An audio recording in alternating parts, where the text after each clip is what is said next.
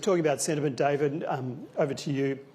Your business is really driven by sentiment, tourism, leisure, entertainment.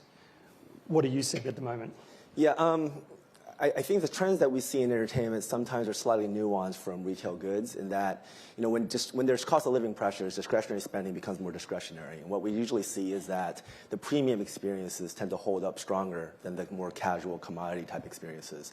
And we are seeing that in the trends that we're seeing in our own business as well. And I think part of it is, at the end of the day, we are a little bit more bullish that humans really are craving live entertainment, live experiences, social interaction. And I think a couple of things we've seen, particularly over the last few years, I think two things have changed with consumer preferences. The first is COVID. I think with a lot of people having a sudden shock to the system and lacking that experience, have come out of it craving great entertainment experiences that are worth the money more than ever.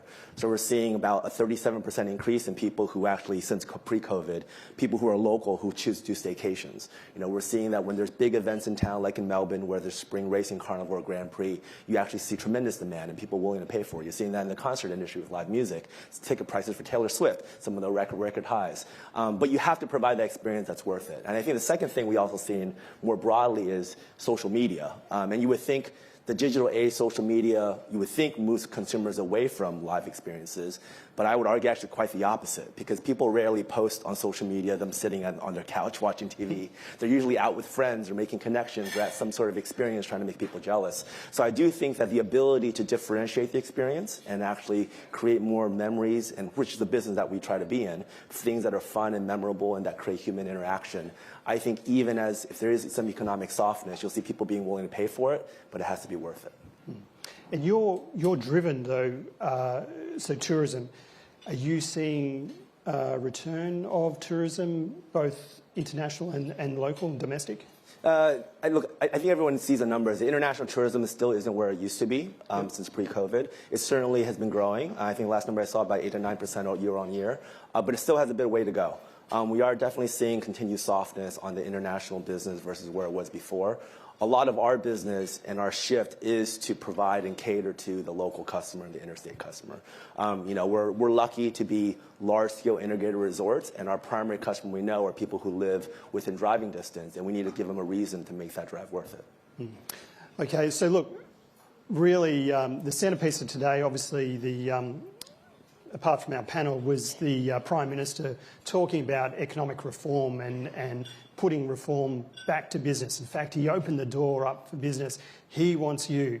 So while we have our business leaders here, so Olivia, I'll throw it to you, an opportunity to reform, what would be one big thing, do you think, that could get Australia moving?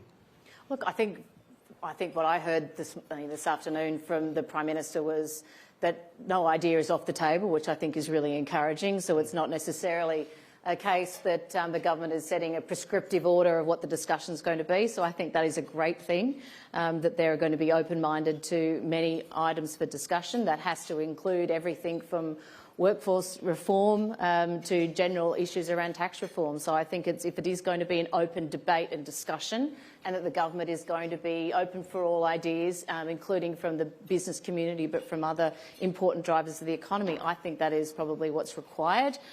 There is a huge amount of change occurring, and I think it is important for Australian companies to be open for investment, but you can only do that if the government settings are right. So I think it's timely. And we'll wait and see what comes out the other side of his Productivity Commission. Just on investment, you're spending a lot of money. My group is spending a lot of money with the new warehouse in Melbourne, on the outskirts of Melbourne. New high-tech warehouse, big investment. Has there been hurdles to getting that investment ahead, or it was just a lot of hard work getting to where you are today? Oh, look, I think, so what we're talking about here is an automated warehouse, which is actually really common for many retailers, not only Australia but overseas. And you do that because it obviously improves the customer experience ultimately, particularly for those customers shopping online. It's an important investment. We've actually got 5 warehouses across Australia, so this is just one of them. And I think that this is where it is important for companies to have confidence that the economy is going to continue to grow and prosper, and we have consumers which are going to be able to have the money to spend so that we can make this investment, because this is significant for us, but ultimately it's going to deliver a better experience from our customers. We're always focused on, yes, it's an investment from an infrastructure perspective and it's important from technology, but ultimately it's going to deliver a better experience for the customer, because the competition for Myer and all retailers in Australia is strong, and it's not from competitors here in Australia alone, it's global now. So we need to make sure that our experience, including online, is a really slick one to make sure our customers choose us over others.